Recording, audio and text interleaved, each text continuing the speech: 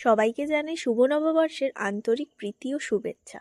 আজকে ঘুম থেকে উঠেই না খুব শরীরটা ম্যাচ করছে সর্দির জন্য। তাড়াতাড়ি উঠেই আমি ব্রেকফাস্ট করতে চলে গেছি। মেন আমার উদ্দেশ্যটা ছিল চা খাওয়া। চা খেলে একটু গলাটা ঠিক হবে তাই আর কি। তারপরে বাবা দিল রসমালাই, সেটাও খেয়ে নিয়েছি। খাওয়ার সাথে সাথেই আমি স্নান করে নিয়েছি। আজকে পয়লা বৈশাখ, নতুন জামা পরবো না সেটা তো হয় না। আর সকালে যা ওয়েদার ছিল, দুপুর হতে হতেই আকাশটা একদম মেঘলা হয়ে গেছে, কিন্তু ঠান্ডা সুন্দর হাওয়া দিচ্ছিল, এটা আমার খুব ভালো লাগে। আচ্ছা, তারপরে আমি রেস্টুরেন্টে গিয়ে অর্ডার করছিলাম যেটা খাবো সেটাই। তো অর্ডারটাও চলে এসেছে 15-20 মিনিটের মধ্যে। খেয়ে ঠিক না আমি সাথে সাথে বাড়ি চলে এসেছি, কারণ আমার শরীরটা ভীষণ খারাপ লাগছিল।